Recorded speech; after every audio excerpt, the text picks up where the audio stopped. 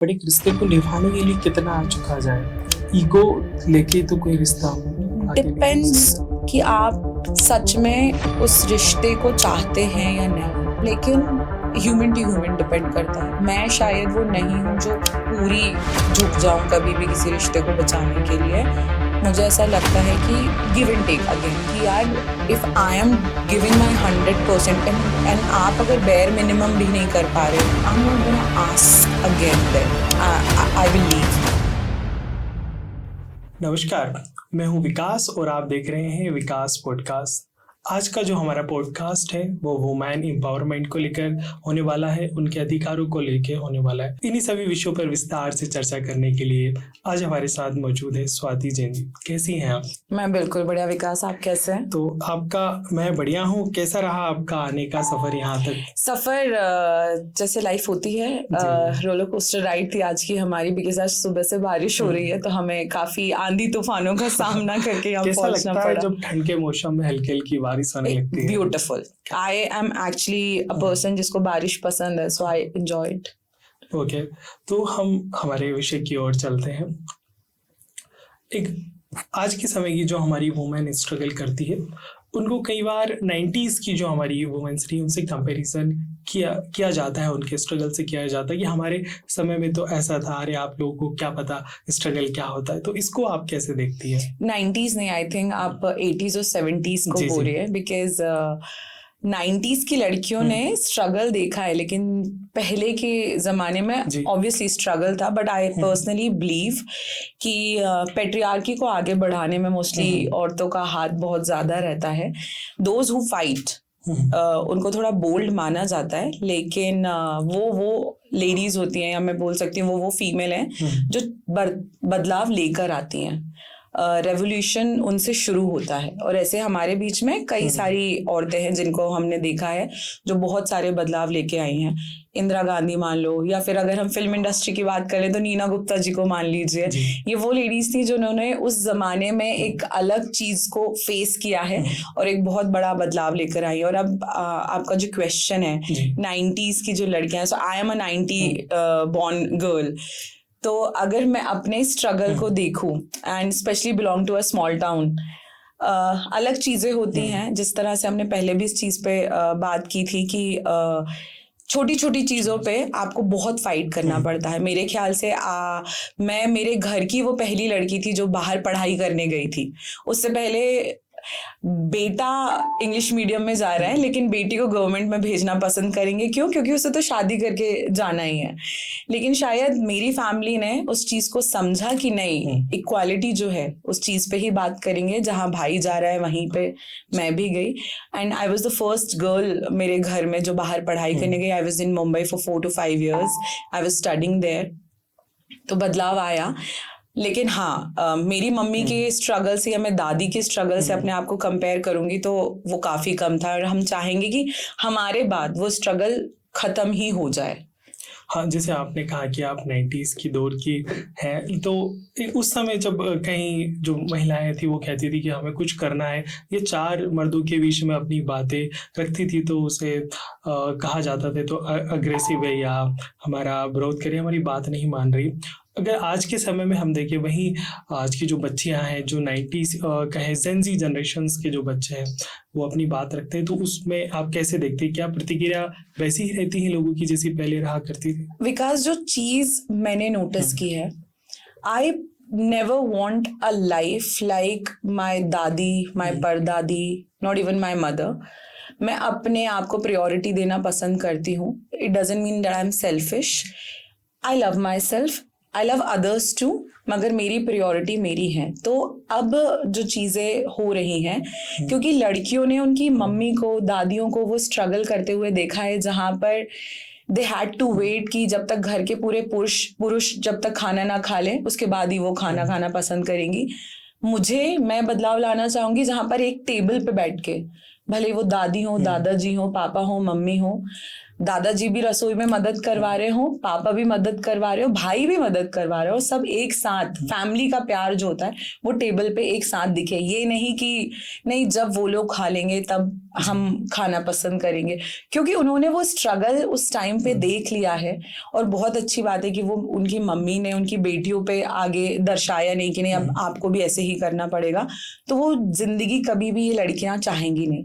और जेनजी की अगर हम बात करें, सो पीपल थिंक दैट वो भटके हुए हैं, बट आई पर्सनली फील कि वो बहुत क्लियर है अपने माइंडसेट को लेकर, उनकी चीजों को लेकर, what they want and what they just don't want at all। Work culture की भी बात कर लो, फैमिली में भी बात कर लो, उन्हें अपनी खुशियों को प्रायोरिटी देना आता है। उन्हें पता है कि हमें क्या चाहिए। वर्क कल्चर में भी उन्हें पता है कि मैं 8 घंटे ही काम करूंगा। I am not that person जो 10 से 12 घंटे काम करेगा।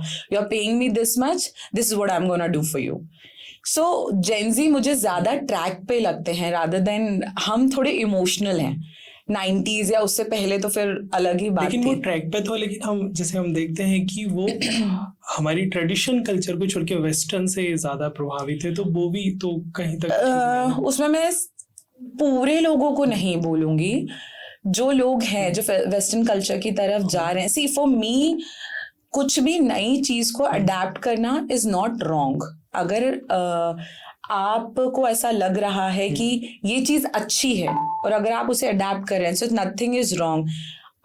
आई स्टिल फील कि रूट से जुड़ा होना जरूरी होता है। You should never forget your root, क्योंकि वो जब आप बहुत आगे चले जाते हो ना जिंदगी में, और फिर जब कभी मौका आए कि आपको पीछे पलट के देखना पड़े और रूट ही गायब हो, आप भूल चुके हो कि कहाँ से आए हो, तो आप बहुत भटक जाते हो। तो वो जुड़े रहना बहुत जरूरी है। और जो आप बात कर रहे हो कि वेस्टर्न कल्चर को अडेप्ट कर रहे हैं, मैं पूरे लोगों को इसमें नहीं इन्वॉल्व करना चाहूंगी। जो भटके हुए हैं वो तो भटके ही हुए हैं, उन्हें खुद लाइफ का भी मकसद नहीं पता। And it's not about gen Z. आप 90s के भी बच्चों को देख लीजिएगा, those who are 34, 35, they still don't know what they really want to do in their life. Okay, they are men, they are like proper men, women, जो 34, 35 के हो चुके हैं, but still they don't know.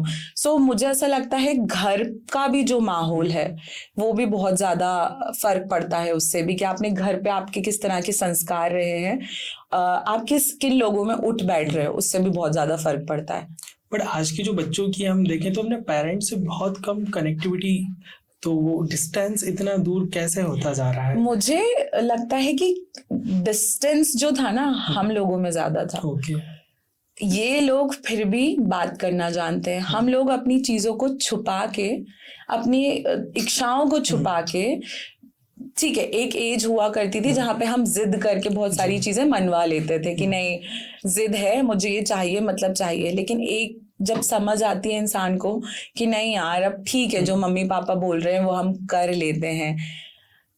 It doesn't mean कि आपके parents हमेशा सही होंगे। एक टाइम ऐसा भी आता है कि आपको उन्हें बिठा के समझाना होगा कि मैं आपकी चीजों को समझ रही हूँ, बट इट डजंट मीन कि आप ये चीज सही कर रहे हैं। आज की दुनिया में ये चीज हो रही है, आपको अपने भी परसेप्शन को उन्हें बताना पड़ेगा, अपनी चीजें भी उनके सामने रखनी पड़ेगी। जेनजी ये चीज करना जानते हैं, बस तरीका अलग है। वो जिद में और ऐठ में आके वो चीजें करते हैं कि मुझे ये करना है तो करना ही है। हमारी जनरेशन ने इतनी कुर्बानियां, मुझे ऐसा लगता है हमें सेक्रीफाइस करने की आदत हो चुकी है, which is not good. Sacrifice उस हद तक करो जहां तक हो सकता है, अपने आप को उतना ही झुकाओ जितना झुक सकते हो। रीढ़ की हड्डी तोड़ मत देना झुक झुक के। This is what I personally feel. भले ही वो कोई भी हो, कोई भी हो, पेरेंट्स को भी जहां पे हमें लग रहा है कि नहीं मनमानी ही होती जा रही है, मेरी ये वाली बात सुन के I guess people will feel like कि बहुत बोल्ड है, कैसे चीजें होती है, मगर ये चीजें सही हैं। हम उन्हें घर पे चीजें बता सकते हैं, ये बहुत अच्छी चीज है, रादर देन वो बाहर जाके उस चीज का मजाक कोई उनका उड़ाए या कोई और करे। तो आपको पहले ही उन्हें समझा देना चाहिए कि नहीं आप सही हो, ठीक है, लेकिन ये चीज आज के जमाने में इस तरह से चल रही है। This is what I feel. मैंने अपनी मम्मी से सारी चीजें आई ऑलवेज डिस्कस कि मम्मी ठीक है ये चीजें हो रही हैं, बट ये भी आपको नजरिया सुनना चाहिए और समझना चाहिए। काफी सारे बच्चे हैं जो कह पाते हैं, खुल के बातें अपनी कर पाते हैं, लेकिन कई सारे बच्चे आजकल बहुत ज्यादा इमोशनल और डिप्रेशन में बहुत ज्यादा इन्वॉल्व हो गए हैं।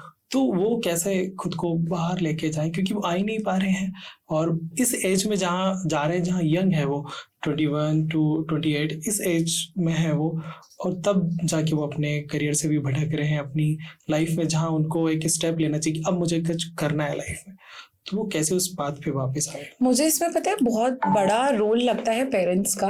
ऑब्वियसली मुझे पर्सनली लगता है कि वो जो बचपन से एक गैप रहा है ना, कि हम पेरेंट्स हैं, हम मम्मी पापा हैं, वो एक फ्रेंडशिप जो अधूरी कहीं ना कहीं रह जाती है, मुझे वो चीज़ ज़्यादा लगती है। अगर being a girl I am saying, if somebody is टीजिंग me around, ठीक है, या मैं अपनी ही आपको एक बात बताना चाहूँगी। When I was in 12th standard, या हमारे स्कूल की भी मैं आपको चीज़ें शेयर करती हूँ कि अगर लड़की के साथ कुछ हो जाए, ठीक है, स्कूल घर जाने से लेकर स्कूल तक, वो घर पे डर के मारे बताएगी नहीं ये बात, इस डर से कि कल से स्कूल ही बंद हो जाएगा। ये गैप कहाँ से आया? ये गैप आता है पेरेंट्स से, कि उन्होंने वो एक फ्रेंडशिप ही नहीं रखी जहाँ पे बच्चा जाके बताना चाहे कि आपको पता है आज ये हो गया, आज ये हो गया, इस डर से। And with guys as well, अगर लड़ाई हो जाएगी, झगड़ा हो जाएगा या कुछ हो जाएगा, तो आप छुपाने की कोशिश करते हैं, यार पापा को ना पता चल जाए, तो ये ही होता है। या कुछ भी आप मम्मी से शेयर करना चाहोगे, मुझे तो पर्सनली लगता है लड़के पापा को अपने हक तक नहीं कर सकते हैं। वो एक है, देयर इज समथिंग कि नहीं, मैं कैसे गले लगा लूं अपने पापा को। और जो फ्रेंड्स रहते हैं अपने पापा के साथ, आप उनको देखिएगा, they are like on a different level, because they are sharing everything. So वो गैप जो है ना, मुझे पर्सनली ऐसा लगता है कि वो पेरेंट्स को ही फिल करने की जरूरत है बचपन से। आप बच्चे को सिर्फ इसलिए ऐसे ही मत ट्रीट कीजिए कि नहीं आपको इसको जिंदगी में सिर्फ ओबीडियंट बनाना है। ओबीडियंट बन जाएगा लेकिन लोनली रहेगा तो क्या मतलब है? अकेलापन ही खाया जा रहा है तो फिर क्या मतलब है? आपको बोलना सिखाना पड़ेगा। And this is what personally I feel कि जितना चंचल बच्चा होगा, जितना मस्तीखोर बच्चा होगा, वो आगे चल के भी ना खुशियां ही बांटेगा, rather than sitting in his or her room और सिर्फ लगे हुए अपने अकेलेपन के साथ।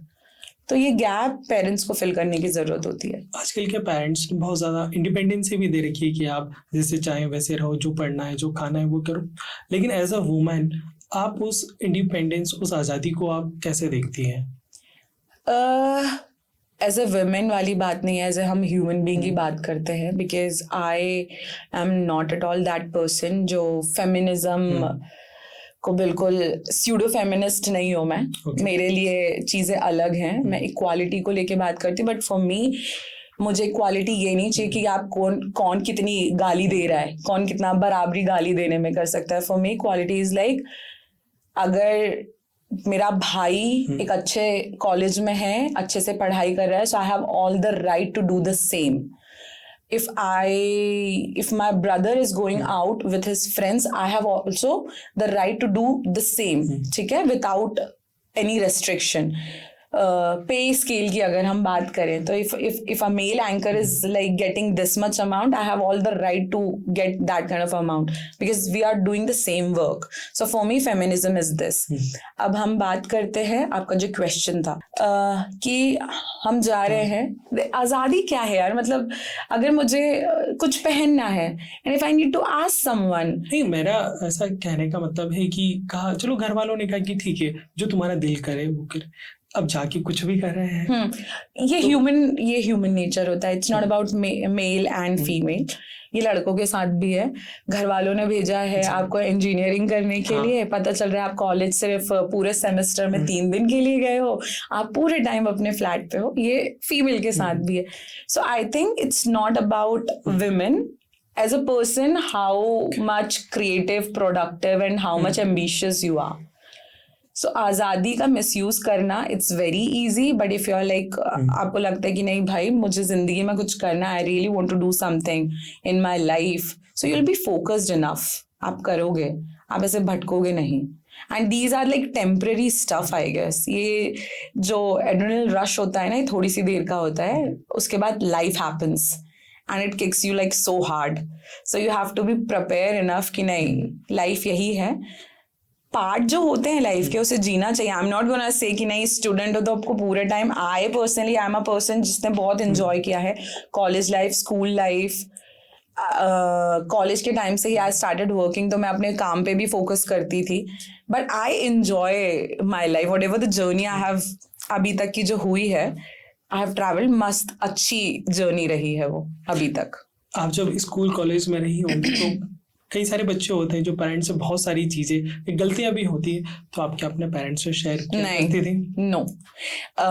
मुझे ऐसा लगता है कि मैं अपनी मम्मी के साथ ओपन हुई हूँ when I left my home town, when I was in different city and when I used to crave for हर.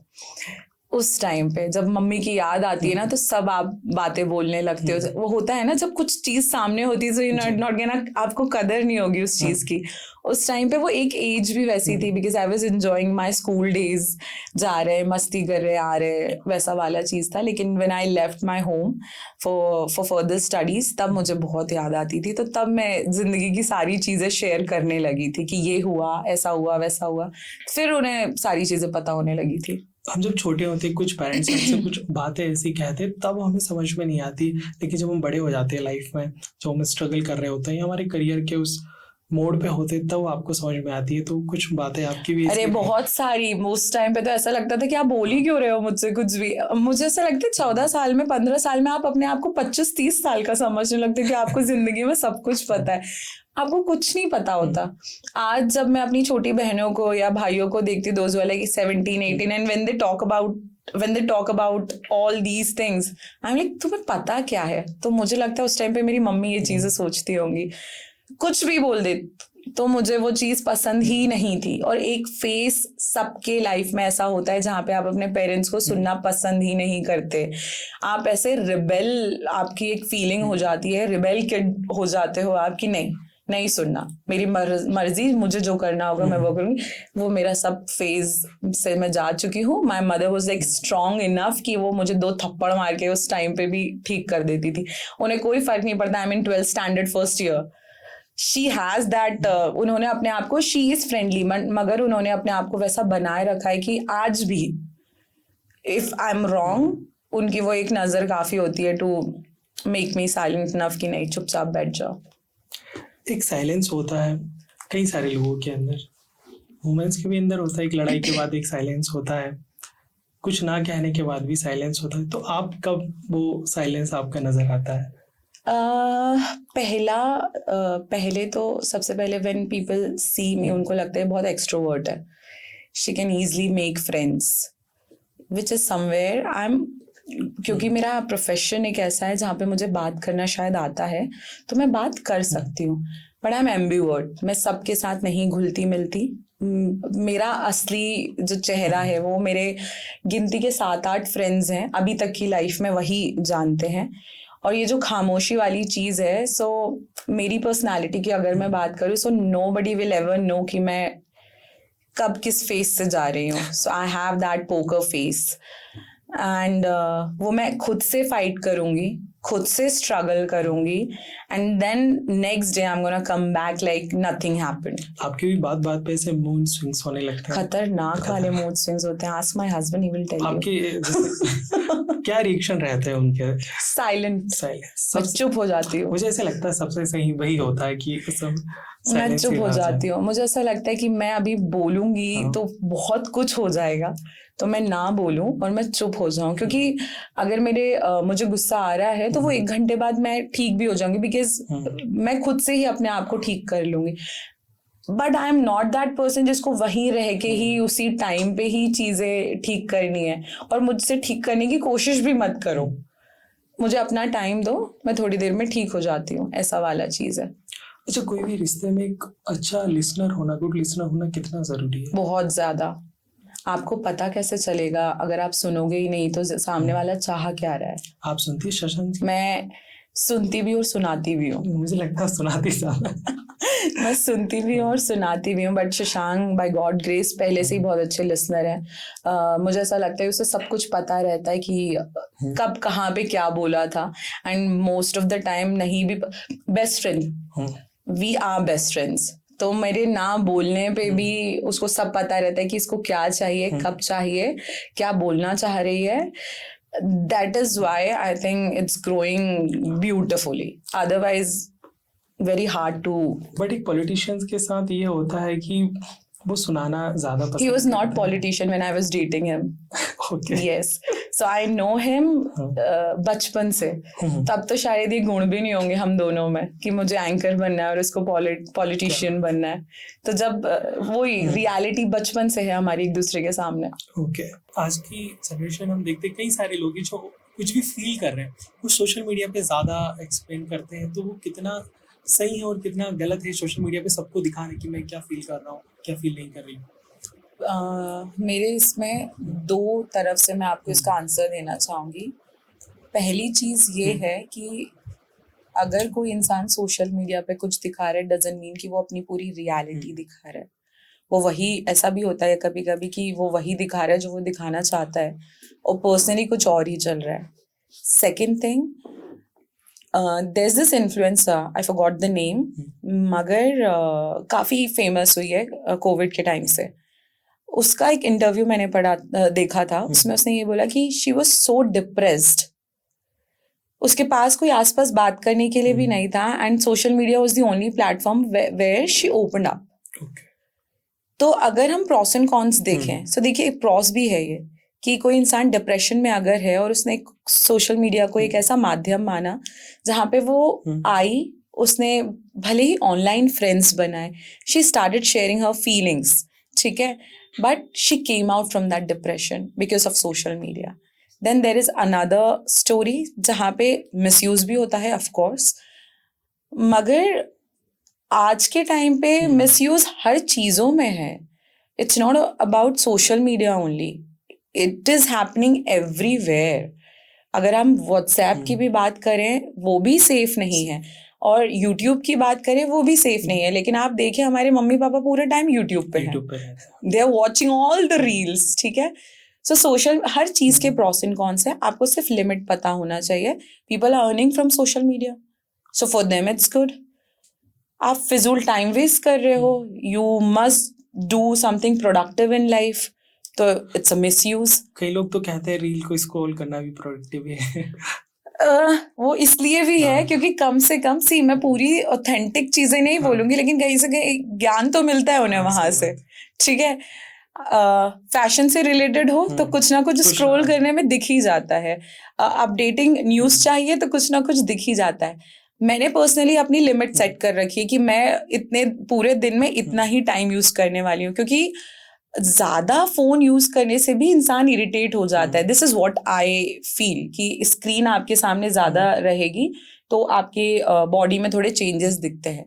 सो मैंने इसलिए अपना लिमिट सेट करके रखा है कि मुझे इतना ही करना है. But those who are earning from there, यार लाखों में कमा रहे हैं, तो अगर वो उसको यूज भी कर रहे हैं तो हम आज के टाइम पे किसी भी चीज पे कैसा भी जजमेंट पास नहीं कर सकते. मुझे पर्सनली ऐसा लगता है. लेकिन मुझे ऐसा लगता है कि कोई भी 15 सेकंड की रील से इतना इन्फ्लुएंस नहीं हो जाना चाहिए, क्योंकि लोग हर थॉट्स ज़्यादा हम देखते हैं ना, एक दिन 2 दिन में या फिर दिन में 2 बार भी लोगों के थॉट नहीं अब मैं ये कर लेता हूँ वो कर लेता हूँ, तो वो इतना ज़्यादा क्यों प्रभावी हो रही है वो 40 सेकंड्स की काम नहीं है लोगों के पास ज़्यादा. इंडिया में बहुत वेले लोग हैं जो काम कर रहे हैं ना, वो काम करके बहुत आगे निकल रहे हैं और इतनी अपॉर्चुनिटीज़ हैं, बहुत अपॉर्चुनिटीज़ हैं. आज हम पॉडकास्ट की बात कर रहे हैं, आप मेरे साथ यहाँ पर हो. कितने ऐसे प्लेटफॉर्म है जहाँ पे people are doing so good. Raj Shamani है, he is doing so good. There are many people who are like बातें भी अच्छी कर रहे हैं, नॉलेजेबल बातें हैं, आप वहाँ से सीख सकते हो. मैं उन चीज़ों को तो नहीं सपोर्ट करना चाहूँगी जो कुछ भी चीज़ें रील्स स्क्रॉल हो रही हैं या कुछ भी मीम्स शेयर कर रहे हैं. अगर आप इस पे भी टाइम स्पेंड कर रहे हो तो कुछ प्रोडक्टिव करो, लाइफ में कुछ प्रोडक्टिव करो. ढेरों अपॉर्चुनिटीज़ हैं.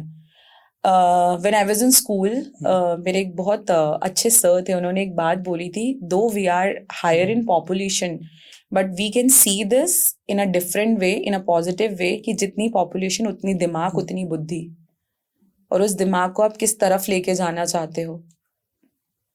we can compare, we cannot compare though, but look at China, population, but where they are, कहाँ पर पहुंच चुके हैं. सो वो पॉपुलेशन में दिमाग में जो बुद्धि है उसको अच्छी जगह भी यूज करें.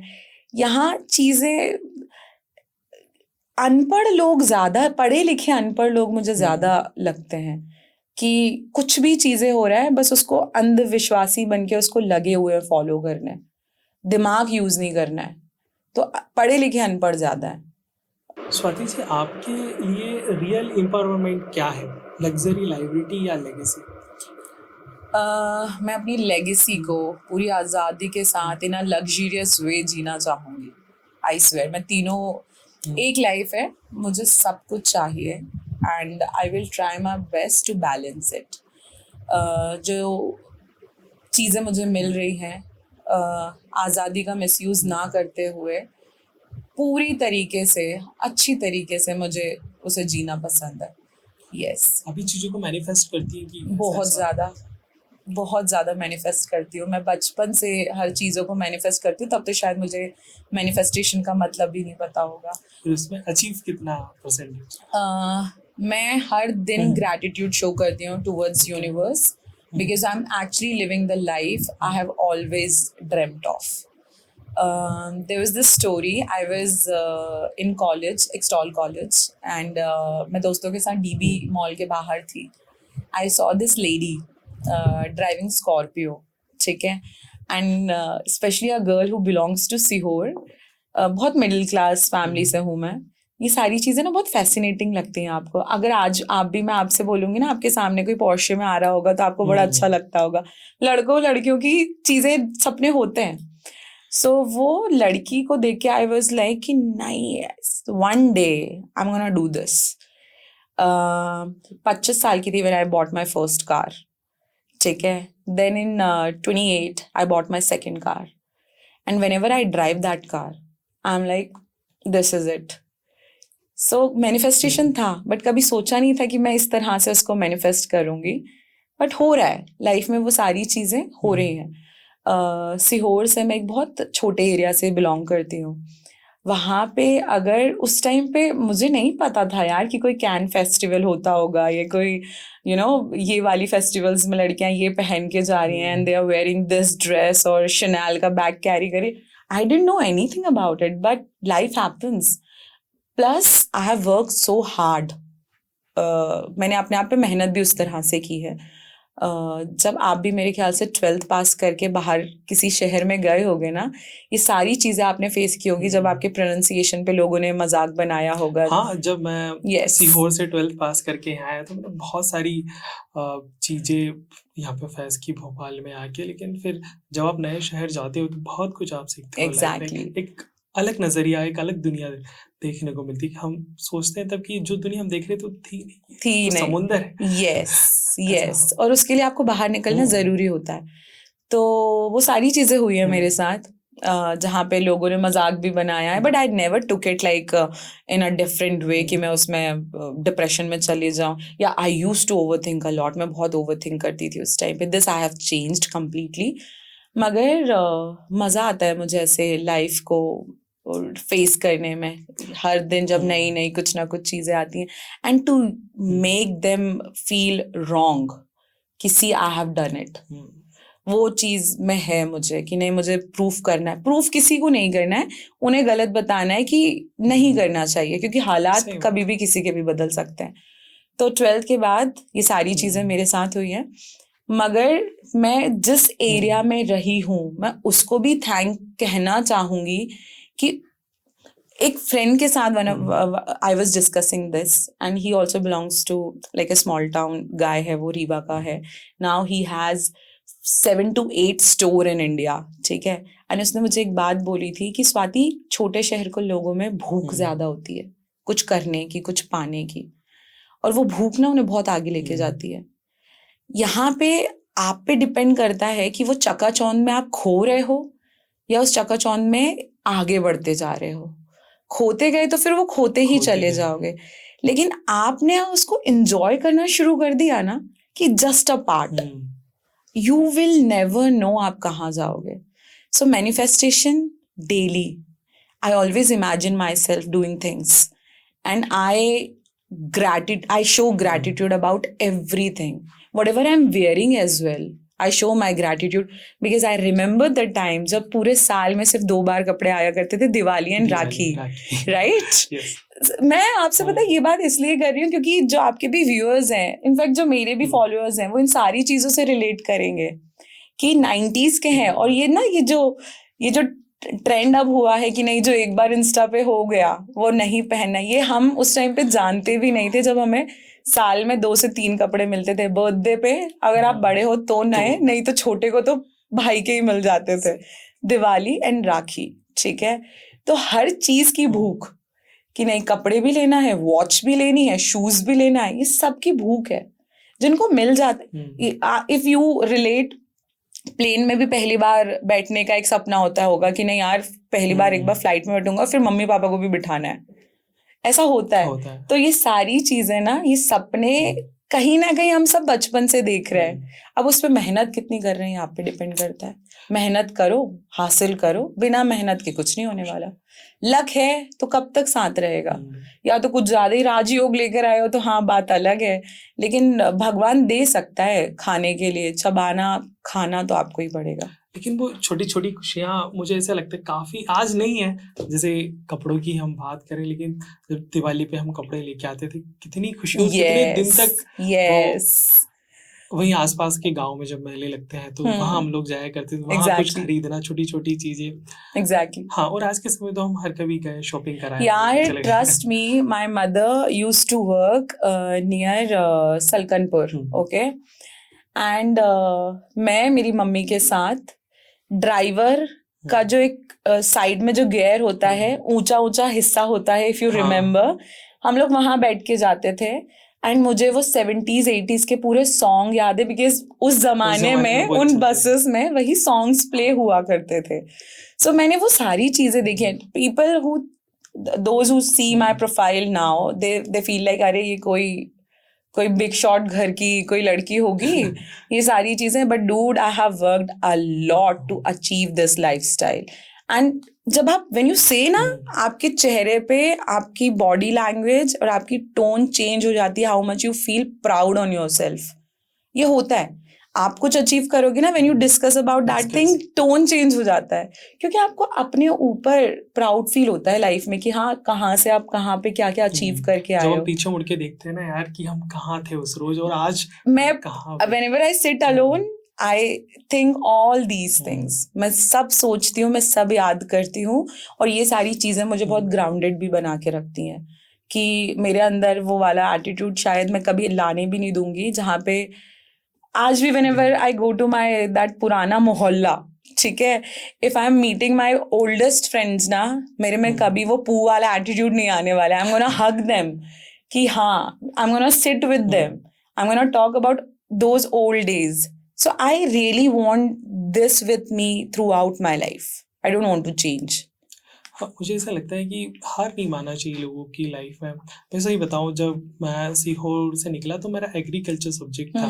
पीईटी की कोचिंग होती है जसवाल कंपटीशन इंस्टीट्यूट सीहोर में, तो 2 साल मैंने इसकी तैयारी की सीहोर में रह के, एग्जाम नहीं निकला। फिर लगा कि गांव जाएंगे, खेती बाड़ी करेंगे, नहीं करेंगे। फिर मेरे एक भैया है, उन्होंने कहा तुम तो मीडिया में चले जाओ। तब तो मुझे ये भी नहीं पता था कि इसकी पढ़ाई भी होती है, कुछ भी ऐसा कुछ भी होता है, और एजुकेशन का तो कुछ नहीं पता था। फिर धीरे धीरे कॉलेज में आया, फिर वो किया, फिर समझ में आया कि इतना कुछ होता गया। फिर धीरे धीरे मुझे समझ में आया कि जब आप कुछ करने लगते हो ना, लोगों का सपोर्ट आपको इजीली मिलने लगता है। जो करने वाले होंगे सपोर्ट वो अलग हो जाएंगे, जो नहीं करने वाले होंगे वो छूट जाएंगे, कहीं चले जाएंगे, आपको पता भी नहीं चलेगा। लेकिन फिर ये आपकी जिम्मेदारी है कि जिन्होंने सपोर्ट किया है वो थ्रू आउट आपके साथ रहें। ये आपकी जिम्मेदारी है। इसमें आपकी वो इंसानियत फिर आती है कि भाई आप अपनी इंसानियत दिखाओ कि अब आपकी बारी है जब आपको उनको सपोर्ट करना पड़े। और जब मुझे लगता है जब आपको कोई सपोर्ट कर रहा हो ना, तब आपको हार नहीं मानना चाहिए, क्योंकि बस आपको लग रहा है कि अब तो मेरे पीछे कोई खड़ा है। कभी कई सारे लोग होते हैं यार, हार वैसे भी नहीं मानना चाहिए। So if you see around, there are people, हम बहुत प्रिविलेज्ड हैं, हमारे पास छत है, हम खा रहे हैं, हमारे मम्मी पापा स्वस्थ हैं, हम बहुत प्रिविलेज्ड हैं, ठीक है। देयर आर पीपल जिनके कोई नहीं है, मम्मी पापा ही नहीं है, डेली लड़ रहा है इंसान, डेली फाइट कर रहा है, डेली आगे बढ़ रहा है, हाथ पैर नहीं है, डेली लड़ रहा है, डेली फाइट कर रहा है और जिंदगी जी रहा है। तो अगर इतना सब कुछ होने के बाद भी हार मान के बैठे हो, तो the problem is in you. Swati ji, एक सही समय पे सक्सेस होना क्यों ज़रूरी है?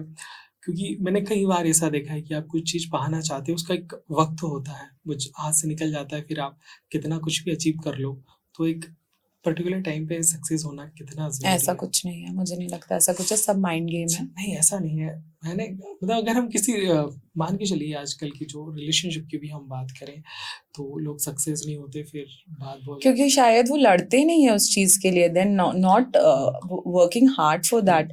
नॉट ओनली रिलेशनशिप, काम की भी बात करें, रिश्तों की आप बात करो तो रिश्तों के लिए भी लड़ना होता है। आप सिर्फ और सिर्फ बिना लड़ाई का जो प्यार या unconditional love you can get only from your mother and father. बाकी सारे रिश्तों के लिए आपको अपने आप को प्रूव करना पड़ेगा, लड़ना पड़ेगा टू से कि yes you are there in that relationship. If we talk about husband wife, if we talk about brother sister भी ऐसा है कि नहीं, चीजें हो जाती because blood relationship है। फ्रेंडशिप में भी आपको बताना पड़ेगा कि भाई आई एम देयर, और सामने वाले को जब लगेगा कि नहीं वो हमेशा वहां पे था। It's always give and take, हर रिश्ते गिव एंड टेक है। काम की भी बात करें so you have to work hard. Hard work is the only thing which you have to put किसी भी चीज में। कुछ चाहिए, कुछ लाइफ में अचीव करना है, आपको एक गोल सेट करना पड़ेगा पहले तो, कि फॉर एग्जांपल डॉक्टर बनना है, ठीक है, अब डॉक्टर बनना है तो उसके लिए पढ़ाई तो करनी पड़ेगी ना, उसका एक गोल तो सेट करना पड़ेगा ना कि मुझे अपनी लाइफ को इतना बैलेंस करके चलना है। कुछ लोग होते हैं फिर जो अचीव करके वहां पे थम जाते हैं, they are like content in their life कि दे आर हैप्पी नाउ कि ये ही करना था। कुछ होते हैं जिनको और आगे बढ़ते जाना है। सो मुझे पर्सनली लगता है good plan for work, hard work, and for relationship you have to be there in that relationship all the time. But एक रिश्ते को निभाने के लिए कितना झुका जाए, क्योंकि ईगो लेके तो कोई रिश्ता आगे नहीं डिपेंड्स कि आप सच में उस रिश्ते को चाहते हैं या नहीं, लेकिन ह्यूमन टू ह्यूमन डिपेंड करता है। मैं शायद वो नहीं हूँ जो पूरी झुक जाऊं कभी भी किसी रिश्ते को बचाने के लिए। मुझे ऐसा लगता है कि गिव एंड टेक अगेन, कि यार if I am giving my 100% and आप अगर बेयर मिनिमम भी नहीं कर पा रहे हो, I am not gonna ask again, then I will leave. But सब 20 तो नहीं होते, कोई 19 है कोई 20 है, तो फिर आप वो चीजें मैनेजेबल हो जाती हैं। लेकिन आप ये सोचो कि हर चीजों में सिर्फ सामने वाला ही कर रहे हो और आप कुछ भी नहीं कर रहे हो, तो फिर तो एक तरफा हुआ ना वो रिश्ता। वो दोनों तरफ हो कैसे सकता है? वो कुछ हो ही नहीं पाएगा उस रिश्ते में। और इंसान कब तक करेगा? इंसान थक जाता है यार। 1 साल, 10 साल, 20 साल, 20 साल के बाद आप ऐसा एक रिश्ता लेके चल रहे हो आगे जहाँ पे सिर्फ आप ही हो, सामने वाला है ही नहीं। सो इट्स बेटर कि उस रिश्ते से उसको आजाद कर दो, सामने वाले को भी आजाद करो, अपने आप को भी आजाद करो। This is what I personally feel. Again person to person depend करता है। कुछ इतने कमजोर होते हैं जो लेट गो कर ही नहीं सकते, वो टॉक्सिक रिलेशनशिप में रहना पसंद करेंगे rather than letting it go. आपने देखा होगा आपके भी कुछ ऐसे फ्रेंड्स, ऐसे कपल्स होंगे अराउंड जो हर दिन लड़ रहे हैं, इतने टॉक्सिक हैं, but they don't just want to leave them. मैं उसको हेल्दी तो नहीं बोलूंगी उस रिलेशनशिप को, जहाँ पे आपकी पीस जा चुकी है, जहाँ पे you are not at all productive in your life. No, for me a good relationship is all about आप लाइफ में भी बहुत अचीव कर रहे हो। जब सब लोग आपके अगेंस्ट थे, तो आपने खुद को कैसे संभाला? मैं बहुत काम करती थी, और मैं वो काम इसलिए करती थी ताकि मैं उन नेगेटिविटी से दूर रहूं। सो मैंने अपने आप को वर्कोहॉलिक बना लिया था, जो which was not good for my health as well. But yeah, to avoid negativity I work. आज के टाइम पे भी इंडिपेंडेंस होना वुमेन्स के लिए चैलेंजिंग हो गया बहुत ज्यादा, और वो मेरे ख्याल से हमेशा रहेगा जब तक लोग ये नहीं समझेंगे दैट वी आर इक्वल।